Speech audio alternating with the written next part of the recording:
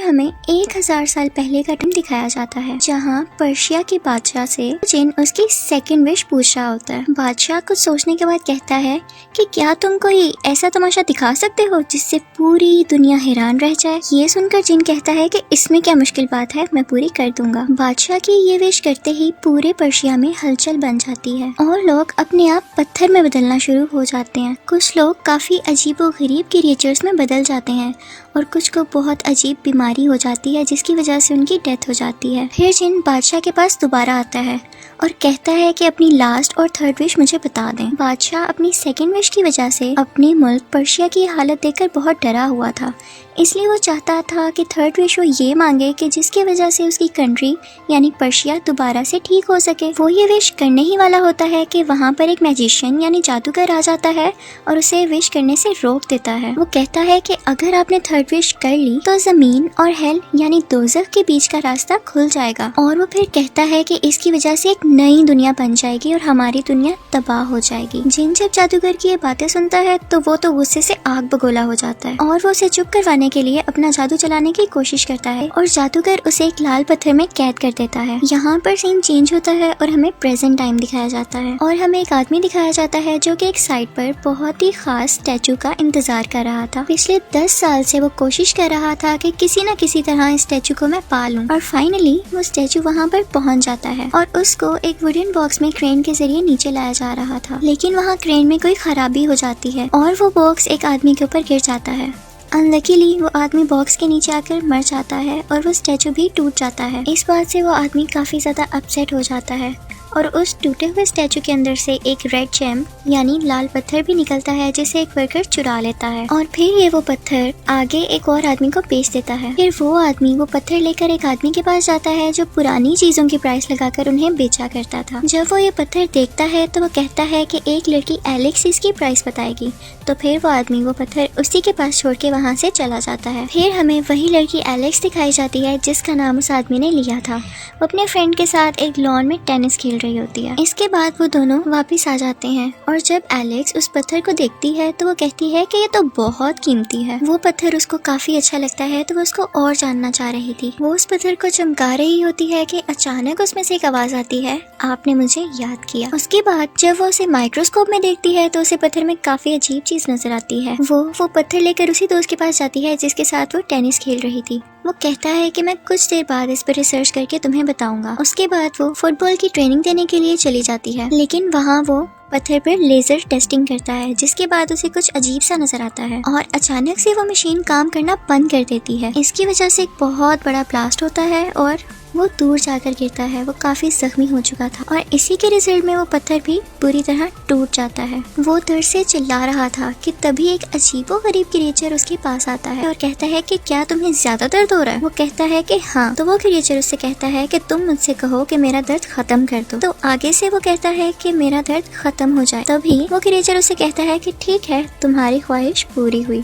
और यहाँ पर वो लड़का मर जाता है। उसके बाद वो क्रिएचर खड़ा होता है और बिल्कुल इंसानों जैसा बनने की कोशिश करता है, लेकिन उसका फेस अभी भी बहुत खौफनाक था। वो वहाँ से गिरा हुआ पत्थर उठाता है और चला जाता है।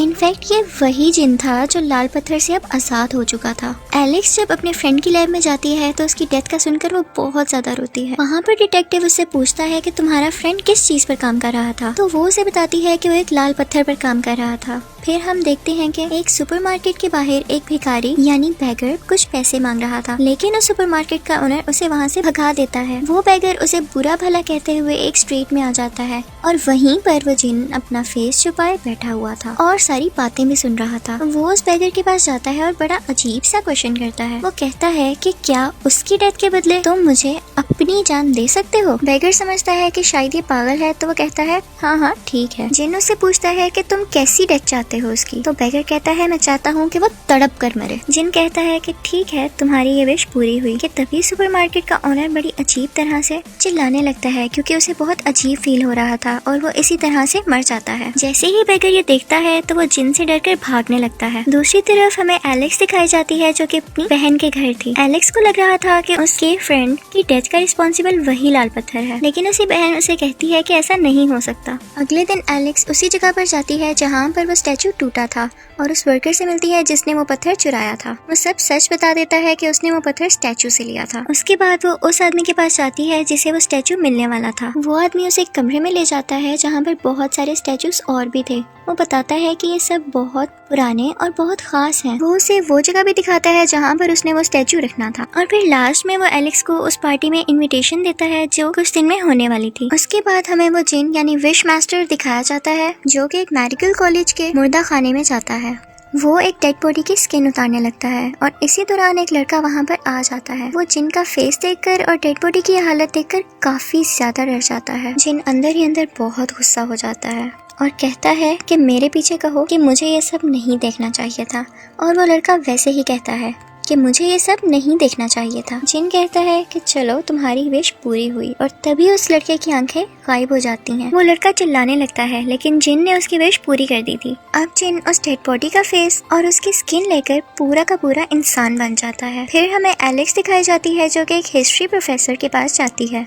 एलेक्स के बताने पर वो बताती है कि उसने एक किताब में एक स्टोरी पढ़ी थी जिसका नाम है आग से बनाया गया एक पत्थर। वो बताती है कि ये पत्थर आग से बनाया गया था और एक जिन को इसके अंदर कैद कर दिया गया था। एलेक्स ये सुनते ही काफी ज्यादा डर जाती है। दूसरी तरफ हमें वो जिन यानी विश मास्टर दिखाया जाता है जो कि अब शॉपिंग कर रहा था। वो अपने लिए कपड़े लेता है और काउंटर पर खड़ी एक लड़की को कहता है तुम बहुत खूबसूरत हो। वो उससे पूछता है कि क्या तुम हमेशा ही ऐसे दिखना चाहती हो? तो वो कहती है हाँ क्यों नहीं, मैं हमेशा ही ऐसी दिखना चाहती हूँ। जिन कहता है ठीक है तुम्हारी ये विश पूरी कर देते हैं और वो लड़की देखते ही देखते स्टैचू में बदल जाती है। इसके बाद जिन पुलिस स्टेशन जाता है और उससे एलेक्स के घर के बारे में पूछता है लेकिन वो डिटेक्टिव उसे एलेक्स के घर का पता नहीं बताता और उससे बात करते हुए वो एक आदमी को देखे जा रहा था। जिन उससे पूछता है कि तुम उधर क्यों देखे जा रहे हो? तो वो डिटेक्टिव बताता है कि इस आदमी ने 7 बार मर्डर किया है और हर बार ही जेल से बच जाता है। और फिर डिटेक्टिव जिन के सामने खुद ही अपनी विश बता देता है कि मैं चाहता हूँ कभी वो मेरे सामने तो मर्डर करे और फिर मैं उसे रंगे हाथों पकड़ लूँ। तभी जिन को मौका मिल जाता है उसकी विश पूरी करने का। तो वो क्रिमिनल फौरन से एक गन उठाता है और सामने बैठे 2 पुलिस ऑफिसर्स को शूट कर देता है। ये देखते ही डिटेक्टिव फौरन से उसके पास जाता है और उसे अरेस्ट कर लेता है।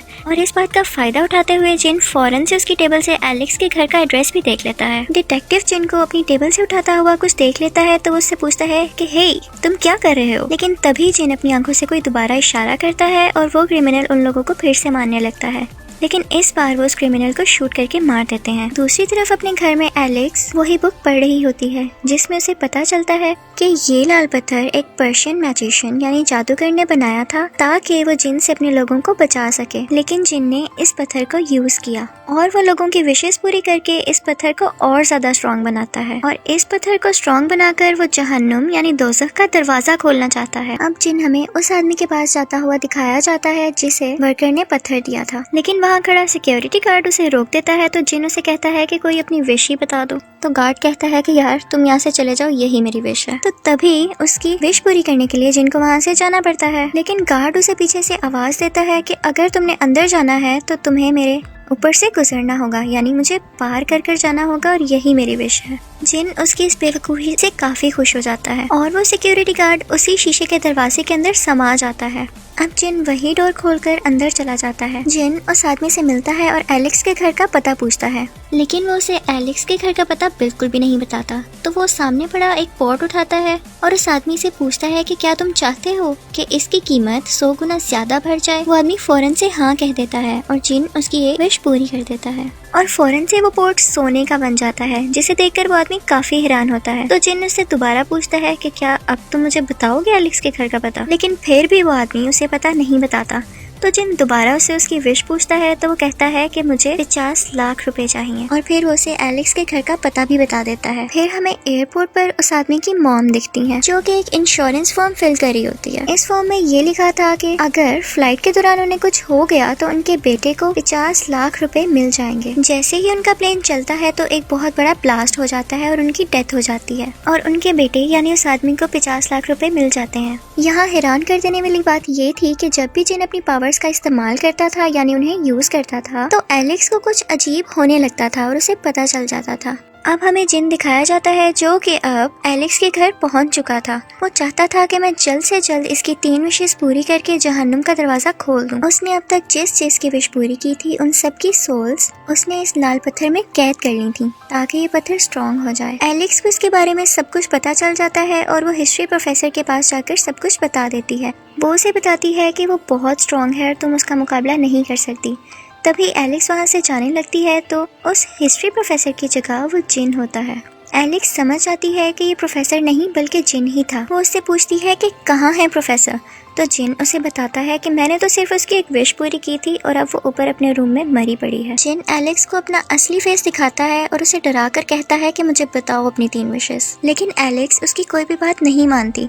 जिन कहता है कि चलो तुम्हारे लिए मैं तुम्हें एक और ज्यादा विश मांगने का मौका देता हूँ। तभी एलेक्स गुस्से से कहती है तुम अपने दिमाग में शूट कर लो। ये सुनते ही जिन बड़ा नॉर्मल रिएक्ट करता है और गन उठाकर शूट कर भी लेता है, लेकिन उसे कुछ भी नहीं होता क्योंकि वो इमॉर्टल था। तो जिन उससे कहता है मैं अब भी तुम्हें मौका देता हूँ, तुम विश मांग लो। तो एलेक्स उससे पूछती है कि क्या तुम मुझे बता सकते हो कि तुम हो क्या। जिन उसकी ये विश पूरी कर देता है और उसे अपनी दुनिया में ले जाता है जो कि एक टॉर्चर रूम जैसी थी। वो कहता है कि मेरा जिस्म लोगों की चीखों, दर्द और होपलेस होने की वजह से बना है, क्योंकि जब भी कोई इंसान होपलेस होता है तो वो किसी चीज की विश करता है। ये कहते ही एलेक्स के पीछे एक अजीबोगरीब क्रिएचर पड़ जाता है और एलेक्स वहाँ से अपनी जान बचाकर भागने लगती है। वो जिन कहता है कि मैं तुम्हारी बहन के पास जा रहा हूँ। तभी एलेक्स कहती है कि रुको, मेरी 2nd विश पूरी करो और मुझे अपने घर पहुँचा दो बस।